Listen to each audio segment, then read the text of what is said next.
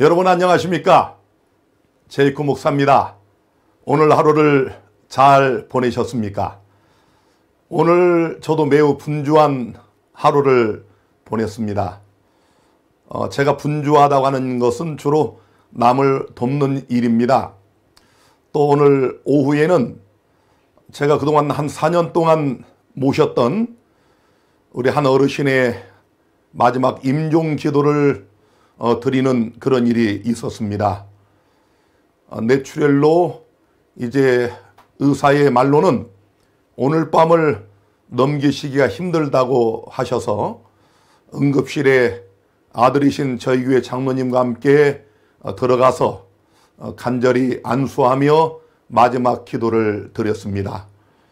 그 형제들은 예수를 믿지 않는 분들인데 장남이신 우리 장로님과 또 며느리 되시는 우리 교회 집사님의 아버님을 향한 간절한 영적 효심으로 4년 전에 우리 요양원에 모셨고 저에게 침례를 받으시고 참으로 온유한 품성으로 우리와 함께 4년을 지내시다가 이제 하나님의 부르심을 받고 사경을 헤매고 계십니다. 오늘 저 멀리 사천에 있는 다른 아드님께서 전화가 왔습니다. 그동안 4년 동안 목사님께서 우리 아버님을 예수님을 믿게 하시고 잘 모셔주셔서 너무도 감사하다고 울먹이면서 감사 인사를 하실 때 또 제 마음에 큰 감동이 왔습니다. 여러분, 우리 인생은 이렇게 왔다가 7, 80년의 삶을 살다가 하나님께서 부르시면 호련히 가는 것입니다. 정말 우리에게 중요한 것은 우리가 어떻게 죽느냐가 가장 중요합니다. 매일마다 살아가는 하루하루가 얼마나 소중한 것인지를 다시 한번 깨닫게 되면서 이렇게 인생의 마지막 그 임종을 맞으시는 어르신들을 제가 자주 뵐 때마다 우리가 예수를 믿고 나는 부활이요 생명이라고 말씀하신 그 예수를 믿고 영원한 생명의 소망을 가지고 산다는 것이 얼마나 큰 축복인지를 깨닫게 됩니다. 오늘 성경 예언대학원에 참여하신 우리 여러분들도 다시 한번 부활과 영원한 생명의 소망을 마음에 간직하시는 이 저녁이 되기를 바라면서 오늘 요한계시록 9번째 강의를 시작하도록 하겠습니다. 사실은 제가 오늘 이곳에 오기 1시간 전까지도 굉장히 고민을 많이 했습니다. 왜냐하면 본래는 오늘 에베소 교회와 서머나 교회를 다 마치려고 준비를 했는데 아무리 제가 계산을 해봐도 1시간 안에 도저히 끝낼 수가 없어서 아쉽게도 서머나 교회는 우리 다음 주에 하기로 하고 오늘은 에베소 교회 3번째 시간 마무리하도록 그렇게 하겠습니다. 이렇게 더디 가는 것은 그만큼 이 요한계시록에 7 교회에게 보내시는 예수 그리스도의 편지의 내용이 의미심장하다는 그런 뜻입니다. 자, 7 교회에게 보내는 편지, 첫사랑을 버려버린 에베소 교회, 오늘 마지막 시간 갖도록 하겠습니다. 여러분들도 과거에 첫사랑을 해보셨지요? 그 첫사랑을 할 때 얼마나 가슴이 설레고 또 정말 잠을 이루지 못할 만큼 얼마나 우리가 정말 기대가 크고 또 흥분하고 그런 밥도 때로는 먹지 못할 만큼의 그런 심적인 경험을 우리가 그 사춘기에 경험해 보지 않았습니까? 오늘 이 저녁에는 여러분과 제가 예수님을 제일 처음 만났을 때의 그 뜨거웠던 첫사랑의 경험을 다시 한번 회상해 보는 그런 시간을 갖고자 합니다. 지난번에 말씀을 드렸던 것처럼 에베소 교회는 사도시대입니다. 서기 31년 예수께서 부활하시고 하늘로 승천하신 그 이후부터 서기 100년까지 뭐 대략적으로 어바웃입니다. 대략 100여 년까지 마지막 사도인 사도 요한이 죽을 때까지를 우리가 사도시대 혹은 에베소 교회 시대라고 그렇게 부릅니다. 에베소라는 말은 그 원어의 뜻이 바람직한 혹은 흠모할 만한 이런 뜻을 가지고 있습니다. 다시 한번 말씀드리지만 예수 그리스도께서 7 교회에게 보내는 편지는 오늘 이 시대에 여러분과 저를 향한 개인적인 편지이기도 합니다. 에베소 교회가 그 이름의 뜻이 바람직한 또 흠모할 만한 이런 이름을 가졌는데요. 오늘 여러분은 하나님 앞에 바람직한 성도가 맞습니까? 여러분은 사람들 앞에 흠모할 만한 하나님의 형상을 가진 그런 성도가 맞습니까? 에베소 교회는 그런 교회였습니다. 지난 시간에 제가 말씀을 드린 것처럼 에베소 교회를 향한 예수 그리스도의 칭찬, 첫째는 내가 너의 행위와 내 인내를 안다. 둘째, 내가 악한 자들을 용납지 아니한 것도 안다. 셋째로 자칭 사도라되 아닌 자들을 시험하여 그 거짓된 것을 드러냈던 너의 영적인 용기, 영적인 담대함을 내가 안다고 예수께서 칭찬을 하셨지요. 오늘 네 번째입니다. 또 내가 참고 내 이름을 위하여 견디고 게으르지 아니한 것을 안다고 주님이 에베소 교회를 칭찬을 하셨습니다. 성도 여러분, 여러분은 예수님의 이름을 위하여 얼마나 참고 얼마나 견디고 얼마나 부지런히 사셨습니까? 정말 여러분은 예수님을 위하여 게으르지 아니한 이런 삶을 사셨나요? 히브리 10장 35절부터 그러므로 너희 담대함을 버리지 말라. 이것이 큰 상을 얻느니라. 너희에게 인내가 필요함은 너희가 하나님의 뜻을 행한 후에 약속을 받기 위함이라. 잠깐 후에 오실 이가 오시리니 지체하지 아니하시리라. 얼마나 놀라운 약속입니까? 우리 예수님께서 오늘 21세기 2021년을 사는 여러분과 저를 향하여 이렇게 말씀하십니다. 너희 담대함을 버리지 마라. 이것이 큰 상을 얻느니라. 너에게 인내가 필요하다. 왜냐하면 잠시 후에 약속을 받기 위함이라. 잠깐 후면 오실 이가 오신다고 약속을 하시면서 지체하지 않겠다고 말씀을 합니다. 성도 여러분, 여러분 중에 예수님을 위하여 예수님의 이름 때문에 또 예수를 믿는 신앙 때문에 참고 견딘 경험들이 있으시지요. 또 지금도 고난 중에 있는 분들이 있습니다. 하나님의 계명과 예수의 증거를 가지고 하나님의 계명을 지키며 예수의 믿음을 지키는 이 예수 믿음 때문에 우리가 견뎌내기 힘든 그런 핍박과 박해 또 시련과 고난을 당할 수가 있습니다. 실제 그런 형제 자매들이 지금도 있습니다. 이 시험을 잘 견디시기를 바랍니다. 담대함을 버리지 마시기를 바랍니다. 여러분이 진리를 간직하고 하나님의 계명을 지키며 예수 믿음을 지키는 이것 때문에 당하는 고난과 시련은 잠깐 후에 주님께서 이 땅에 오시는 그날 놀라운 부활과 영생의 약속을 주시는 하나의 과정임을 기억하시고 여러분의 담대함을 버리지 마시게 되기를 바랍니다.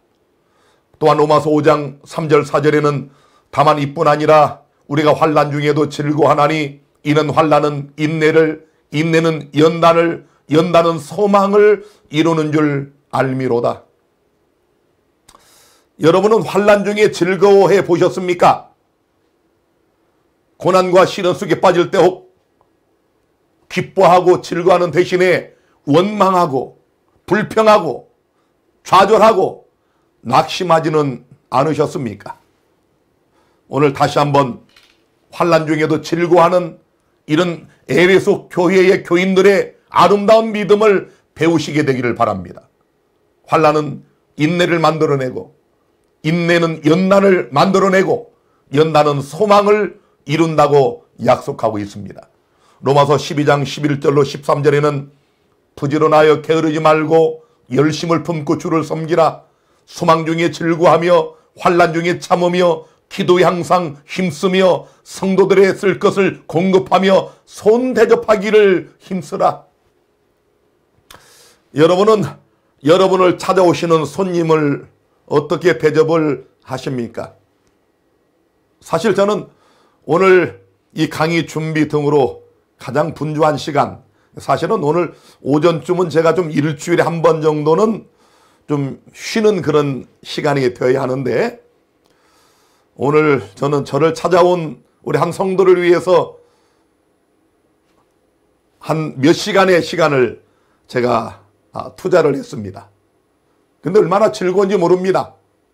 말씀도 준비해야 되고 또 기도도 해야 되고 또 분주한 하루지만 이렇게 어려움을 당하고 또 믿음으로 살려는 성도들을 돕는다는 것, 또 인생의 마지막 길을 가시는 어르신을 찾아가서 마지막 임종기도를 드린다고 하는 것, 얼마나 감사한 일입니까?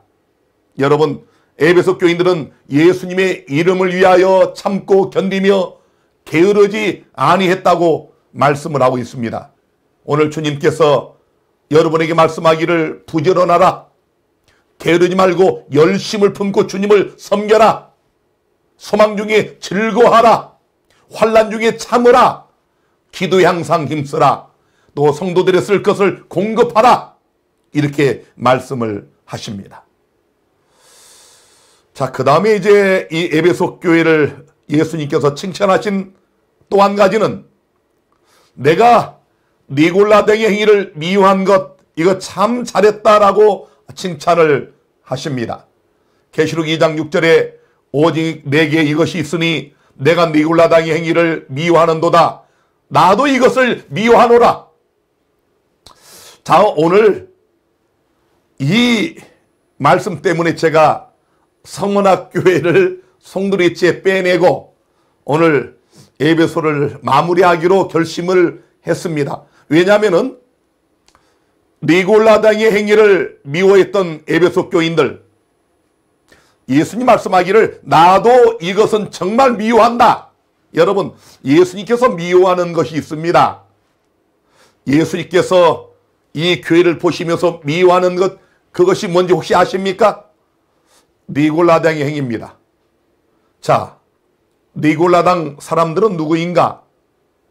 니골라당은 그 당시에 하나님의 초대교회들을 몹시도 괴롭혔던 영지주의의 일종인데요. 헬라 철학의 이분법적 사상에 영향을 받아가지고 영과 육을 분리합니다. 그래서 이 니골라당 사람들은 육신의 행위는 영혼의 순결에 영향을 주지 않기 때문에 구원과 관계가 없다, 이렇게 주장을 합니다. 이들은 오직 예수 믿음으로 한 번 구원받으면 내가 어떻게 살든지 구원과는 아무런 관계가 없다고 믿는 이런 신앙인들이었습니다. 자, 니골라당 누구라고요? 영과 육을 분리합니다. 그래서 육신의 행위는 영혼의 순결에 영향을 주지 않기 때문에 우리가 예수 믿으면 구원을 받고, 이 구원은 육체의 어떤 행위와는 전혀 관계가 없이 구원은 보장된다. 어떻습니까? 세상을 사랑하는 사람들에게는 얼마나 달콤한 유혹입니까? 얼마나 달콤한 미끼입니까? 자, 이 니골라당이 누구라고요? 이방 종교의 그런 이방 종교인들이 아니고요. 그리스도인들입니다. 예수님을 믿는 사람들이에요. 그런데 이 사람들은 오직 예수 믿음으로 구원을 받은 성도는 더 이상 도덕적 순결을 지킬 필요가 없다고 주장을 했습니다. 무섭지 않나요? 그래서 이들이 뭐 간음을 행한다거나 뭐 우상을 숭배한다거나 뭐 이런 것 정도는 구원과 아무런 관계가 없다. 이들은 예수님을 믿고 구원을 받으면 뭐 십계명의 일부를 지키지 않아도 상관이 없다고 믿던 그런 자들이 니골라당의 가르침이요 믿음이었습니다.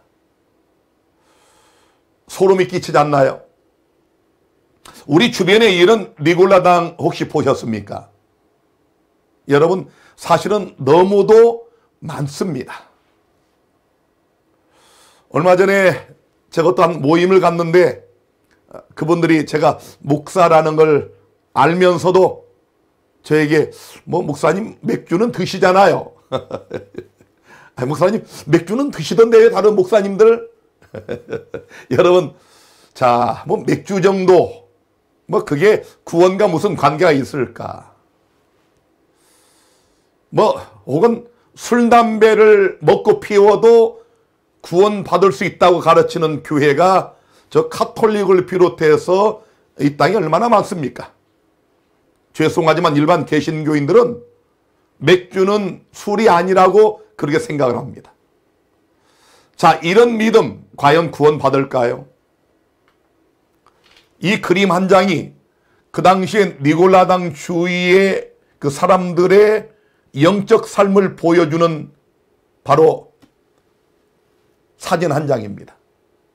여러분, 그림을 자세히 보시면 난잡하고, 자, 이 남녀가 옷을 벗고 끌어안고 누워있고 뒤엉켜서, 여러분, 자, 이것이 영주주의를 대표하는 그림입니다. 이들이 누구라고요? 이방 종교의 사람들이라고요? 아니요. 우리와 같이 예수님을 믿는 그리스도인들입니다. 자, 그리스도인들이 초대교회에 예수를 믿던 이들이 이런 삶을 살아도 이것은 구원과 관계가 없다. 뭐 음행이나 이런 것들은 우리가 이미 구원을 받았기 때문에 그 구원에 지장을 주지 않는다. 자, 이런 이분법적 사상, 영과 육을 분리하는 이런 사상을 갖고 이런 거짓된 가르침을, 참으로 비성서적이고 황당한 가르침으로 사람들을 미혹하던 자들이 니골라당입니다. 그렇다면 현대판 니골라당은 누구일까요? 현대판 니골라당의 가르침을 가르치는 교회는 어떤 교회일까요? 자, 여러분, 이렇게 우리가 이 그림에서 보는 것처럼 우리 주변에는 헤아릴 수 없는 종교가 있고 또 종파가 있고 교단이 있고 교회들이 있고 신학자들, 목사들, 성도들이 있습니다. 다 각양각색입니다. 똑같은 하나님을 섬기고 똑같은 예수님을 믿고 똑같은 십자가를 우리가 바라보고 부활과 영생을 소망하고 똑같은 66권의 성경을 보는데도 불구하고 각양각색의 구원론을 가진 교회들이 얼마나 많습니까? 트렌트 공의회, 이 천주교에서는 굉장히 중요시하는 그런 교회 총회인데요. 1545년부터 63년까지 있었던 이 트렌트 공의회를 통하여 이 카톨릭은 연옥교리를 확립을 합니다. 여러분, 연옥교리가 뭡니까? 자, 여기 카톨릭 교회의 교리서 1030페이지부터 제가 좀 읽어드리겠습니다. 마지막 정화, 연옥. 하나님의 은총과 사랑 안에서 죽었으나 완전히 정화되지 않은 사람들은 영원한 구원이 보장되기는 하지만 하늘나라의 기쁨으로 들어가기에 필요한 거룩함을 얻기 위해 죽은 후에 정화를 거쳐야 한다.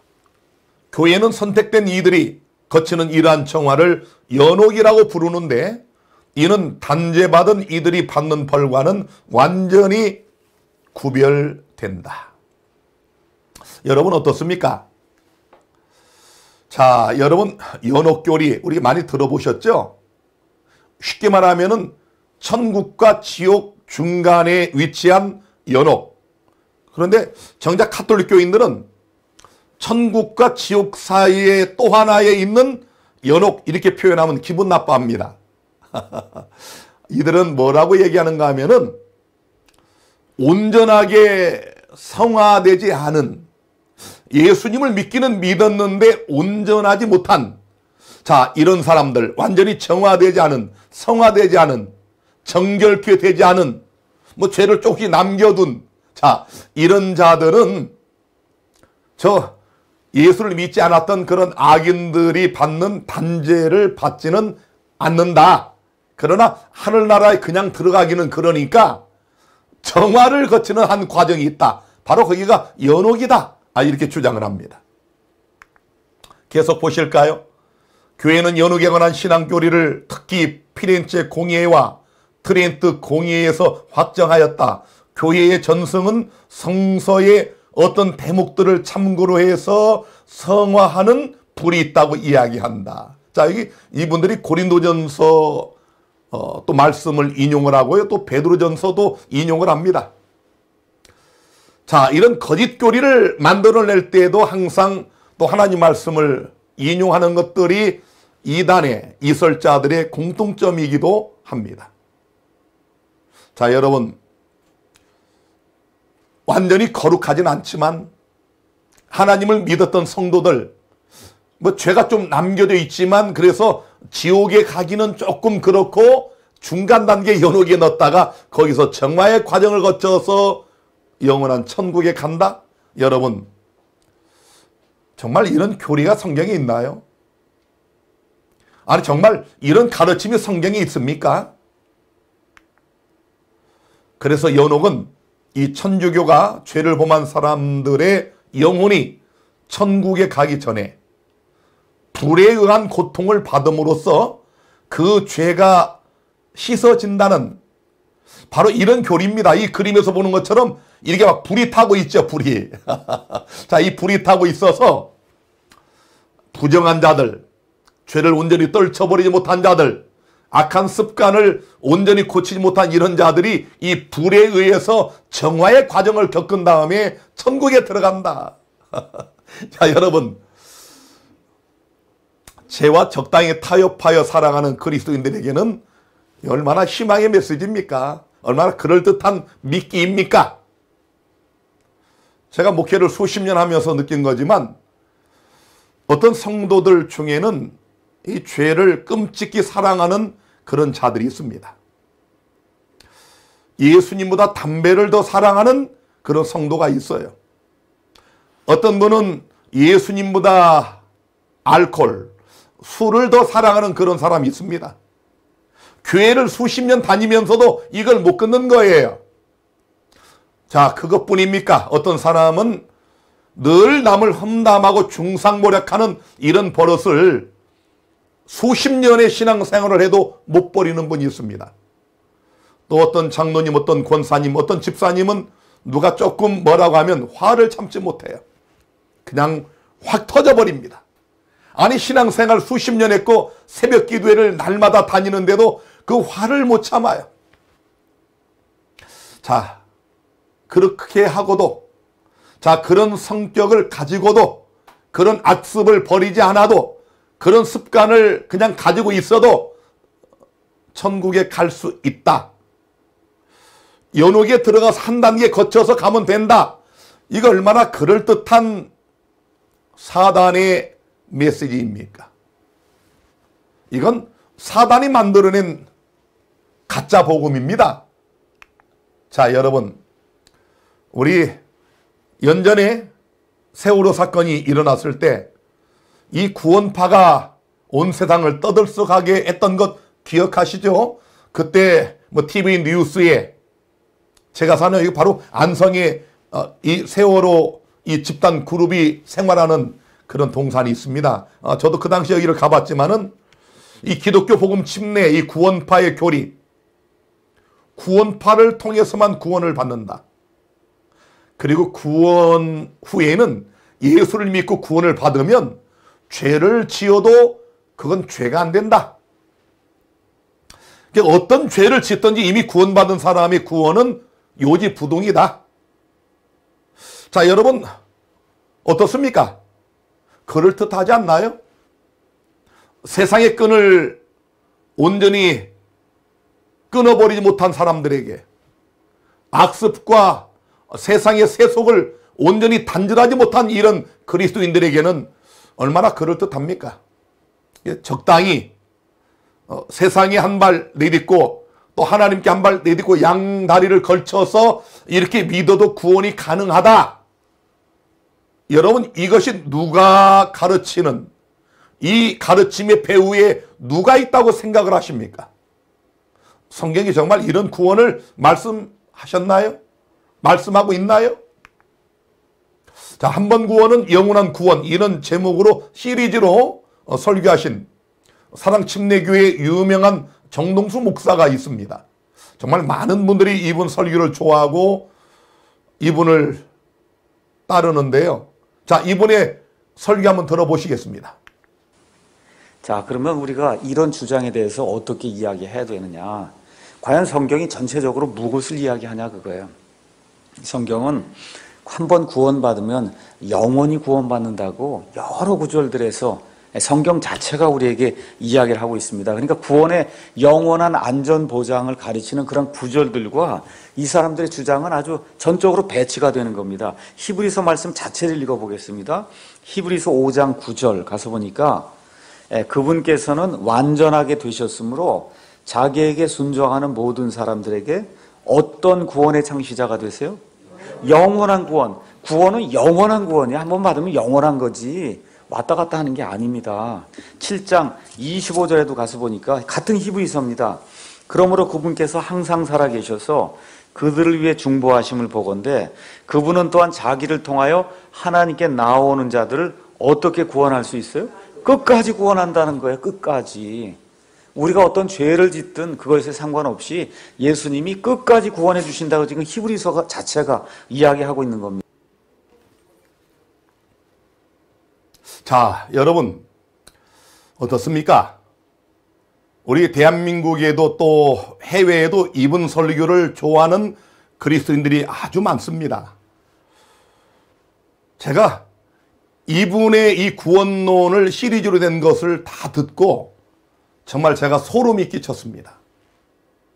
제가 이분을 다른 설교를 몇 개 들을 때 굉장히 제가 이분이 성경을 번역도 하셨고 또 현재 인하대학의 공과대학의 교수이고 참 박식한 분이시구나. 긍정적인 생각을 가졌던 부분이 있었는데 이분의 구원론을 들으면서 정말 소름이 끼치고 자, 이렇게 양의 탈을 쓰고 그 안에는 진짜 양들을 잡아먹는 그런 이리의 본성을 보게 되면서 소름이 끼치고 두려움이 몰려왔습니다. 야, 정말 이럴 수 있을까?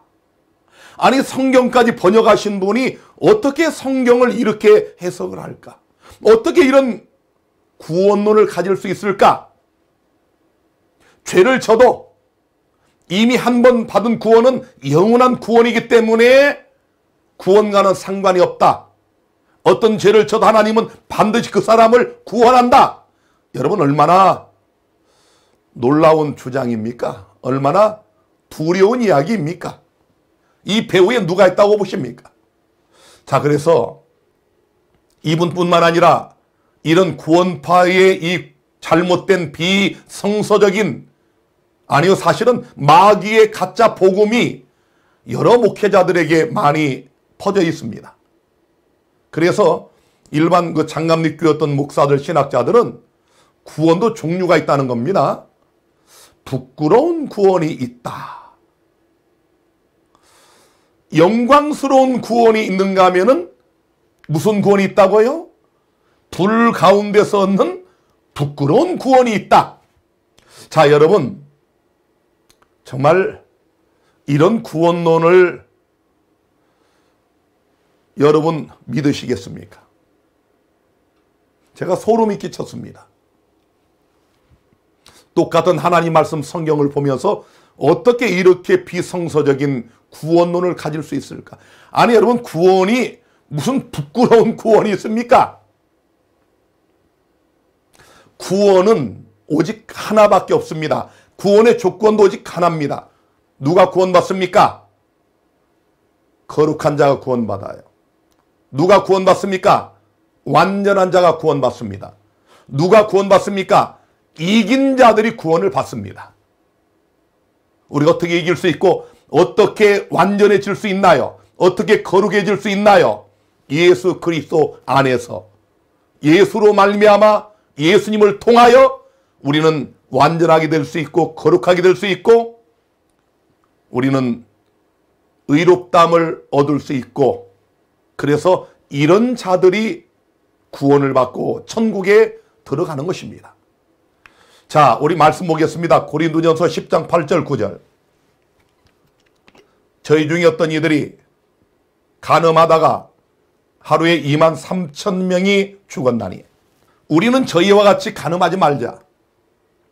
저희 중에 어떤 이들이 주를 시험하다가 뱀에게 멸망하였나니 우리는 저희와 같이 시험하지 말자. 저희 중에 어떤 이들이 원망하다가 멸망시키는 자에게 멸망하였나니 너희는 저희와 같이 원망하지 말라. 저희에게 당한 이런 일이 거울이 되고 또한 말세를 만난 우리의 경계로 기록하였느니라.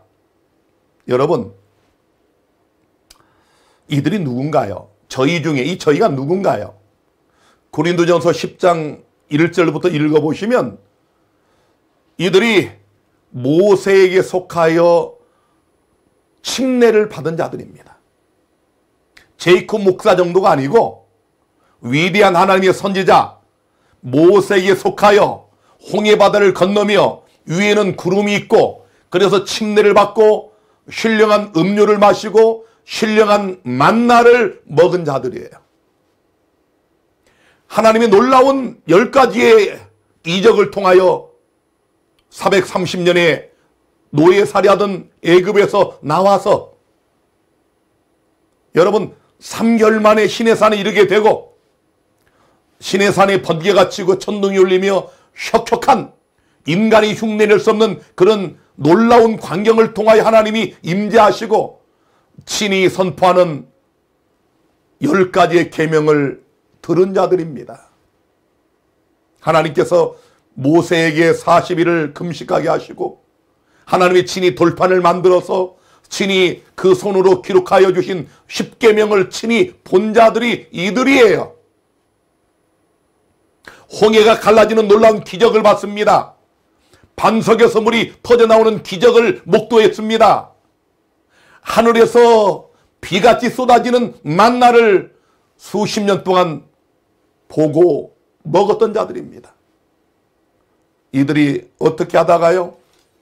원망하다가 주님을 시험하다가 우상을 숭배하다가 간음하다가 이들이 멸망하였나니 너희는 저희와 같이 그렇게 하지 마라. 우상 숭배하지 마라. 간음하지 마라. 주를 시험하지 마라. 원망하지 마라. 이들의 일이 우리의 경계로 기록되었다고 분명히 말씀하고 있지 않습니까? 모세에게 속하여 침례를 받은 이런 자들도 이렇게 할 때에 멸망했다. 이들이 침례를 받고 신령한 음료와 신령한 만나를 먹었어도 이런 범죄를 했을 때 이들은 죽었다, 멸망당했다. 얼마나 분명합니까? 이래도 예수를 믿고 한번 받은 구원은 어떤 죄를 지어도 구원과 상관없다고 주장하는 이런 가짜 복음을 믿으시렵니까? 고린도전서 10장 12절은 이렇게 결론을 내립니다. 그런즉 선율로 생각하는 자는 넘어질까 조심하라. 착각하면 안 됩니다.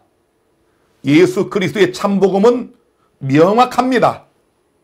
우리가 하나님의 은혜로 예수 믿고 구원을 받았을지라도 원망하면, 주를 시험하면, 우상 숭배하면, 간음하면 멸망당합니다. 이게 성경의 가르침입니다. 여기서 조금이라도 빗나간 것은 다 가짜 복음입니다. 예수께서 마태복음 7장 22절에 그날에 많은 사람이 나더러 이르되 주여 주여 우리가 주의 이름으로 선자 노릇하며 주의 이름으로 귀신을 쫓아내며 주의 이름으로 많은 권능을 행치 아니하였나이까 하리니 그때에 내가 저에게 밝히 말하되 내가 너희를 도무지 알지 못하니 불법을 행하는 자들아 내게서 떠나가라. 어떻습니까 여러분? 우리 예수님께서 친히 하신 말씀입니다. 예수님의 이름으로 귀신을 쫓아내고 권능을 행하고 선자 노릇을 했을지라도 주님께서 내가 너희를 도무지 알지 못하노니 불법을 행하는 자들아 내게서 떠나가라. 이것이 멸망 아니고 무엇입니까? 예수님의 이름으로 선자 노릇하고 목사 노릇하고 기별자 노릇하고 예수님 이름으로 병자를 고치는 권능을 행하고 능력을 행하고 이적을 행했을지라도 자 여러분 아니 그 정도는 구원 받아야 되지 않나요? 아니 예수님 이름으로 선자 노릇하고 귀신을 쫓아내고 권능을 행했는데 주님 말씀하기를 내가 너희를 도무지 알지 못한다. 불법을 행한 자들아 내게서 떠나가라. 아무리 수천 수만 수십만 명의 성도를 이끄는 목사일지라도 하나님의 법을 어기면 구원받지 못합니다. 이게 성경의 예수님의 가르침이요 성경의 유일한 진리예요. 히브리 6장 4절 5절에는 한 번 비침을 얻고 하늘의 은사를 맛보고 성령에 참여한 바 되고 하나님의 선한 말씀과 내세의 능력을 맛보고 타락한 자들은 다시 새롭게 하여 회개케 할 수 없나니 이는 자기가 하나님의 아들을 다시 십자가에 못 박아 현저히 욕을 보입니다. 어떻습니까? 아니 여러분 성령에 참여한 바 되고 하늘의 빛을 맛보고 쉽게 말하면은 거듭남을 경험하고 집사가 되고 장로가 되고 목사가 됐을지라도 타락하면 범죄하기를 그치지 않으면 죄를 계속한다면 죄를 고집한다면 다시 새롭게 하여 회개할 수 없나니 이게 무선 고범죄입니다. 시편 기자가 고범죄를 범치 않게 해달라고 기도했지 않습니까? 자 이렇게 하는 자들은 뭐라고요? 하나님의 아들 예수 그리스도를 다시 십자가에 못 박는 그래서 현저히 욕을 보이는 이런 죄를 짓기 때문에 회개할 수 없다고 분명히 말씀하고 있지 않습니까? 자 이래도 한 번 받은 구원은 영원한 구원이다. 이런 가짜 복음을 들으시겠습니까? 이런 가짜 복음에 귀를 기울이시겠습니까? 이런 거짓 복음에 아멘 하시겠습니까? 이런 거짓 기배를 가르치는 목사를 따라가시겠습니까? 유명하다고요? 그 목사님이 똑똑하다고요? 여러분 그래서 예수님이 예수 이름으로 선지자 노릇하고 예수 이름으로 권능을 행하고 예수님 이름으로 귀신을 쫓아내도 그 말씀하신 겁니다. 오늘날 이 세상에 귀신을 쫓아내는 유명한 목사들이 얼마나 많습니까? 우리 대한민국에도 귀신을 쫓아내는 김기동 목사, 이초성 목사,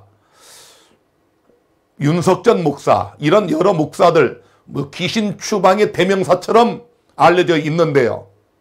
얼마나 유명합니까? 일단 귀신을 쫓아내면 유명해지고 사람들이 모입니다. 주님의 이름으로 귀신을 쫓아냈을지라도 불법을 행한 자들아 내게서 떠나가라. 우리 주님의 마지막 엄중한 선고가 주어질 수 있다는 사실을 명심해야 됩니다. 유명한 주석가 바클레이는 이렇게 썼습니다. 니골라당은 실제적인 관점에서 모든 이단들 중 가장 위험하였다. 왜냐하면 만약 그들의 가르침이 성공했더라면 그 결과는 기독교가 세계를 바꾼 것이 아니라 세계가 기독교를 바꾸었을 것이기 때문이다. 얼마나 의미심장합니까? 그래서 예수님이 이 니골라당을 나도 미워했다. 에베소 교회는 이런 가르침을 미워했습니다. 사랑하는 성도 여러분, 우리도 오늘 에베소 교회의 이 첫사랑, 예수를 향한 아름다운 이 첫사랑을 마음에 회복하면서 이런 거짓 가르침에 의분을 느끼는 이런 성도가 되어야 하지 않겠습니까? 예수께서 미워하시는 니골라당, 이런 가짜 복음, 이런 가르침, 우리가 분노해야 됩니다. 그래서 아까 말씀드린 것처럼 현대판 니골라당의 그리스도인들, 이 가짜 복음을 믿고 있는 자들에게 주님은 나더러 주여 주여 하는 자마다 천국에 다 들어갈 것이 아니요, 다만 하늘에 계신 내 아버지의 뜻대로 행하는 자라에 들어가리라. 오늘 여러분은 입으로만 주여 주여 하는 이런 성도가 혹시 아닙니까? 정말 여러분은 하늘에 계신 우리 아버지의 뜻대로 행하는 믿음을 가지고 있습니까? 진짜 믿음은 진짜 행함의 열매를 자연스럽게 낳게 돼 있는 것입니다. 오늘 하나님께서 우리에게 이런 아름다운 믿음을 회복하기를 원하십니다.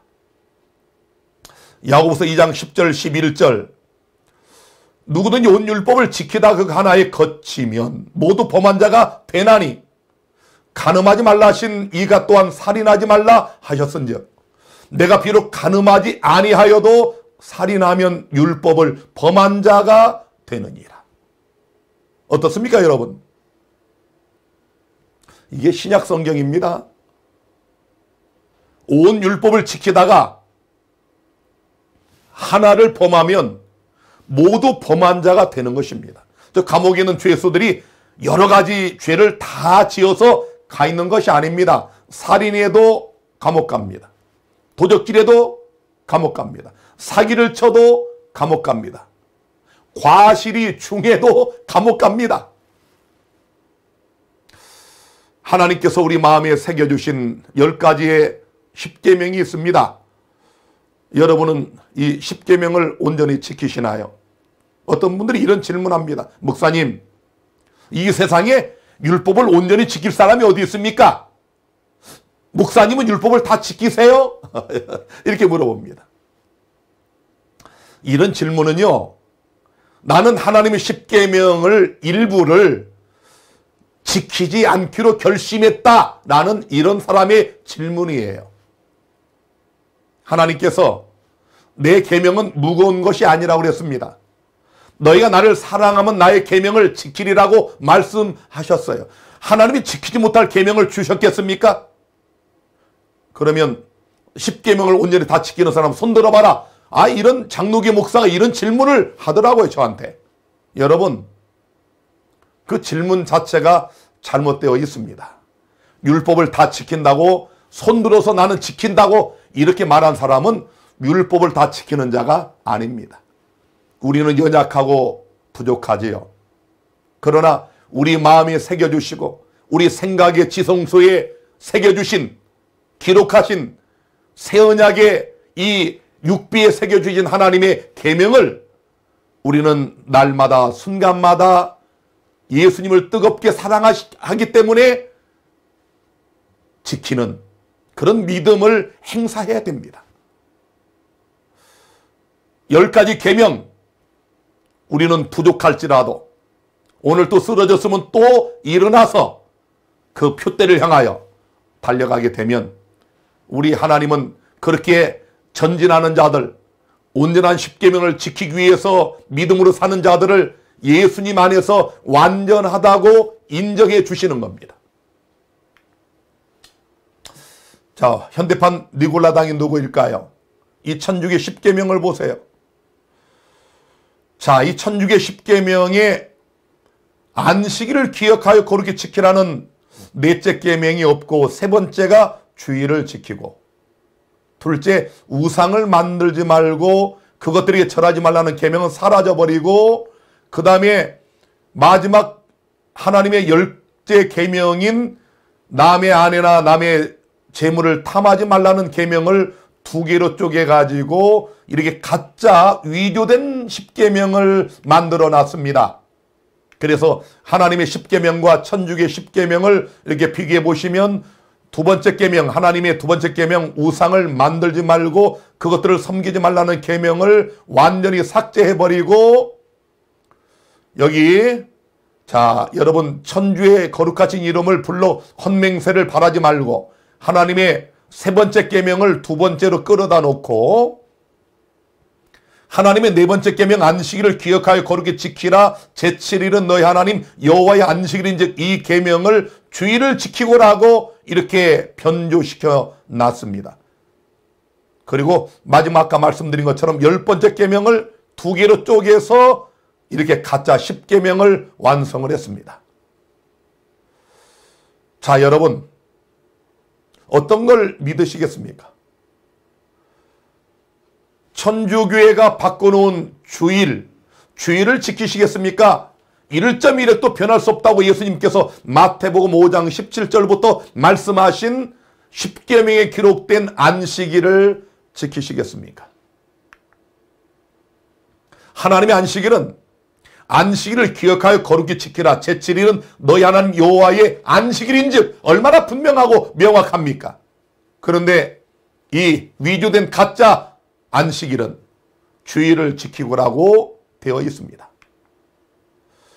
자 여러분 하나님께서 친히 그분의 손가락으로 기록하신 10계명 중 넷째 계명인 안식일은 164자입니다.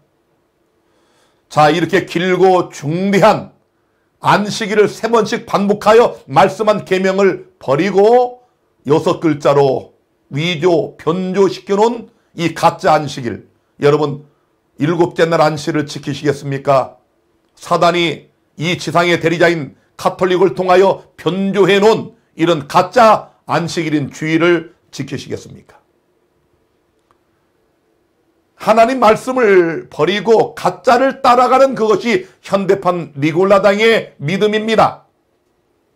요한일서 2장 3절 4절에 우리가 그의 계명을 지키면 이로써 우리가 저를 아는 줄로 알 것이요 저를 아노라 하고 그의 계명을 지키지 아니하는 자는 거짓말하는 자요 진리가 그 속에 있지 아니하되. 얼마나 분명합니까? 우리가 하나님의 계명을 지키면 이로써 주님을 하나님을 아는 줄로 알 것이요 하나님을 아노라 하고 예수님을 믿노라 하고 그분의 계명을 지키지 아니하는 자들은 거짓말하고 그 속에 진리가 없다고 분명히 말씀하고 있지 않습니까?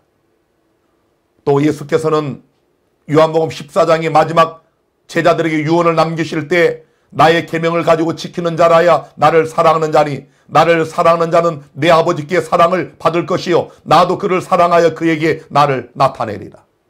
얼마나 명확한 말씀입니까? 설명이 필요하지 않습니다.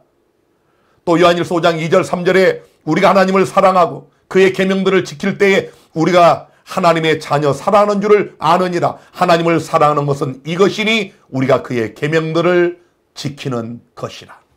얼마나 분명한 말씀입니까? 하나님을 사랑하는 것은 무엇이라고요? 우리가 하나님의 계명을 지키는 것이라고 분명히 말씀하고 있지 않습니까? 그러므로 이런 분명한 엄중한 반복된 말씀에도 불구하고 하나님의 계명을 따르지 않고 하나님의 참된 안식일을 지키지 않고 거짓 안식일인 주일을 지키는 것은 바로 그런 믿음이 현대판 니골라당의 믿음입니다. 자 이제 에베소 교회에 책망이 있습니다. 계시록 2장 4절에 그러나 너를 책망할 것이 있나니 너의 처음 사랑을 버렸느니라. 자 여러분 혹 여러분은 예수님을 향한 그 첫사랑을 버리지 않으셨나요? 저도 이 말씀을 준비하면서 제가 처음에 성령으로 거듭날 때의 그때를 회상했습니다. 정말 제 믿음이 뜨거웠습니다. 제가 모태 교인으로 태어났지만 아버지 어머니가 강압적으로 믿게 하는 신앙이 너무 싫어서 술 담배를 했습니다. 초등학교 5학년 때부터 담배를 피우고 중학교 때 꼴초가 돼가지고 학교도 안 다니고 영화나 보러 다니고 선배 고등학교 형들하고 자취방에서 정말 엉뚱한 짓을 하면서 방황을 했습니다. 그러다가 어머님의 인도로 미션 스쿨에 와서 제가 예수님을 만나게 됩니다. 예수님을 만나고 침례를 받는 그날로 그 모든 것들을 다 단절해 버렸습니다.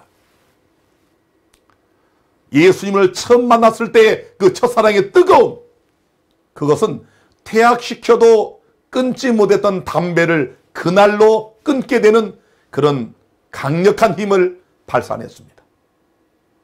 여러분들은 첫사랑 경험이 있으시죠? 그런데 이 에베소 교회가 첫사랑을 버렸어요. 우리 주님이 애소하듯 말씀하십니다. 내가 처음 사랑을 버렸느니라. 여러분, 예수님을 뜨겁게 사랑했던 순수한 이 사도교회의 그 첫사랑이 깨어져 버린 것입니다. 이렇게 책망을 하십니다. 교회정원 8권 26페이지, 교회는 그의 처음 사랑을 잃어버렸다. 교회는 이기적이 되고 알랑을 사랑하게 되었다. 세속적인 정신을 품게 되었다. 원수는 하나님께서 흑암 가운데 있는 세상을 위하여 비추도록 빛, 곧 선행을 통해 비추어야 했던 빛을 주셨던 자들을 홀렸다. 가르쳐보면 기별 1권 370페이지에 너의 처음 사랑을 버렸느니라. 우리들이 바로 이러한 상태에 놓여 있는 것이 아닌가. 우리들의 교리가 정확한 것일지는 모른다. 또한 우리들이 거짓된 교리를 증오할 수도 있을 것이다. 그리고 원칙에 진실하지 않은 자들을 용납하지 않고 끈질긴 노력으로 열심히 수고하는지도 모른다. 그러나 이런 것들로 모든 것이 충분한 것은 아니다. 과연 우리들의 동기는 무엇인가? 우리들이 회개하라고 부르심을 입은 목적이 무엇인가? 참으로 의미심장하지 않습니까? 저부터가 이 말씀을 제 마음에 새기면서 우리 예수님을 향했던 그 뜨거운 첫사랑을 회복하기를 소망하고 기도합니다. 여러분도 다시 한번 예수님을 향했던 그 뜨거웠던 첫사랑을 회복하시게 되기를 바랍니다. 에베소 교회에 문제를 진단하면 첫사랑을 상실했을 때 현상이 나타납니다. 첫째로 무화적인 봉사와 희생 정신이 식어버립니다. 두 번째로 냉랭한 형식주의와 이기심이 만연합니다. 셋째로 전도와 선교 정신 대신에 논쟁의 정신이 교회에 가득합니다. 자, 이제 이렇게 첫상을 잃어버린 에베소 교회를 향한 예수님의 권고가 있습니다. 계시록 2장 5절에 그러므로 어디서 떨어진 것을 생각하고 회개하여 처음 행위를 가지라.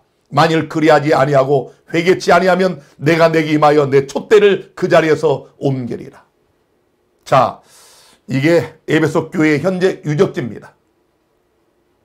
여러분, 그 화려했던 상업도시, 무역중심도시, 자, 이런 에베소 교회가 오늘 21세기에는 이렇게 다 무너지고 학자들이 복구한 이런 유적만 남아 있습니다. 관광객들이 많죠? 자, 여러분, 내가 회개치 않으면 내 촛대를 옮기겠다. 오늘 이 저녁에 예수 그리스도께서 수신자인 여러분과 저에게 말씀하십니다. 너의 처음 행위를 가지라. 첫사랑을 회복해라. 만약 그렇게 하지 않으면 촛대를 옮기겠다. 에베소 교회 유적지를 봐라. 그 화려했던 찬란했던 도시 문명이 다 무너지고 돌덩어리만 남아있지 않느냐. 오늘 주께서 우리에게 주시는 회개하라, 처음 행위를 가지라고 애소하시는 이 말씀을 기억하시기를 바랍니다.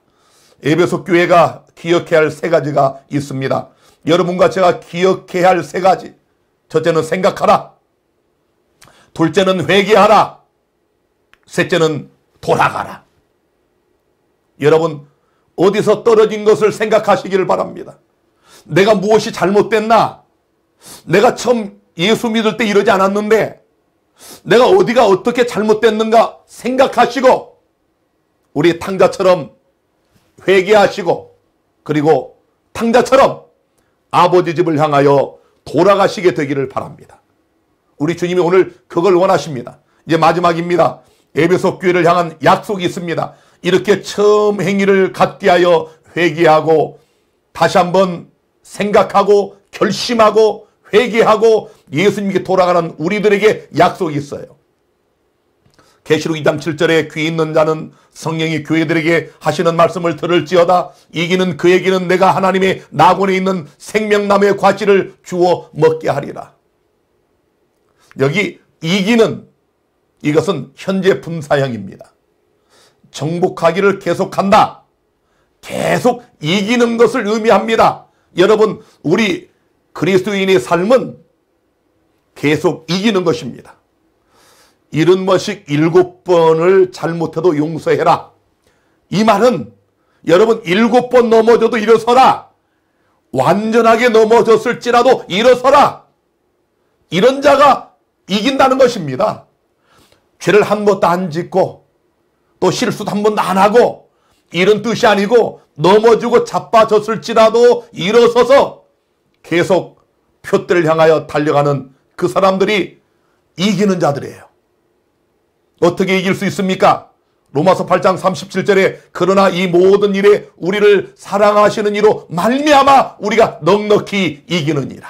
얼마나 놀라운 약속입니까? 오늘 이 저녁에 여러분, 성도 여러분 마음속에 이 말씀을 간직하세요.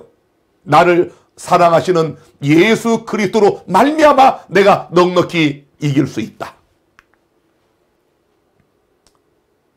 자, 우리가 또 로마서 8장 37절에 그러나 이 모든 일에 우리를 사랑하시는 이로 말미암아 우리가 넉넉히 이긴다고 또 말씀하고 있습니다. 또 계시록 17장 14절에는 저희가 어린 양으로 더불어 싸우려니와 어린 양은 만주의 주시여 만왕의 왕이심으로 저희를 이기실 터이요 또 그와 함께 있는 자들 곧 부르심을 입고 빼내심을 입고 진실한 자들은 이기리로다. 성도 여러분, 이렇게 이기는 자들에게 놀라운 약속이 있습니다. 하나님의 낙원에 있는 생명나무의 과실을 주어서 먹게 하리라.